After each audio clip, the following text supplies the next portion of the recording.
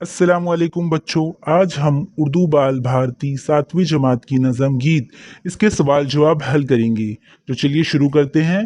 सबसे पहले एक जुमले में जवाब लिखिए। सवाल नंबर 1, फिल्मी गीत लिखने वाले दो मशहूर शायरों के नाम लिखिए।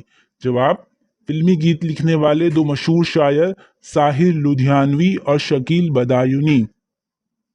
सवाल नंबर 2, सुरीली बांसुरी की शायरी की खास बात क्या है। जवाब, सुरीली बांसुरी की शायरी में अरबी और फारसी अल्फाज इस्तेमाल नहीं किए गए हैं। सवाल नंबर 3, शायर ने इस गीत में जो सवाल किए हैं इनके जवाब में किसकी तरफ इशारा मिलता है। जवाब, शायर ने इस गीत में जो सवाल किए हैं इनके जवाब में अल्लाह ताला की तरफ इशारा मिलता है। सवाल नंबर 4, अंधियारे में कौन सो रहे थे। जवाब, अंधियारे में फूल पत्ते पेड़ और पौधे सो रहे थे। सवाल नंबर 5, देखने वाले का मन क्या देखकर खुश होता है। जवाब, देखने वाले का मन हरे भरे गुलजार और सरसों का बाजार देखकर खुश होता है।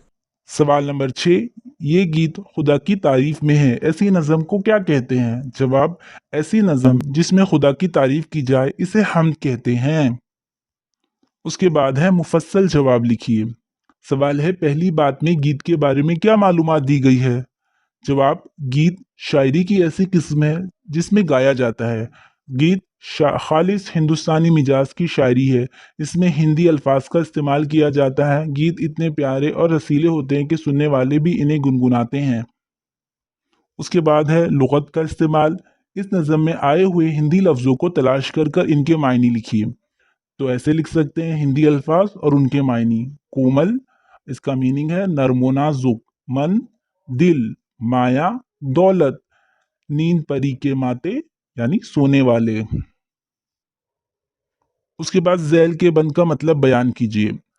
शायर इस बंद में खुदा की तारीफ करता है और कहता है कि खुदा की बनाई हुई कुदरत के नज़ारे हर तरफ नजर आते हैं। ये सरसब वो शादाब गुलजार, ये सरसों के खेत, हर जगह खुदा की कुदरत दिखाई देती है जो मन को खुश करती है, आंखों को ठंडक देती है।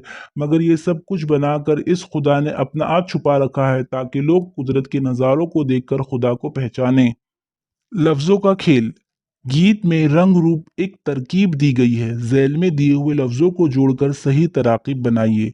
जैसे इस तरह बनाएंगे: मेहनत, मुशक्कत, दौड़, धूप, हंसी मजाक, शोर गुल, काम काज, दुख सुख, मार धाड़, खेल कूद।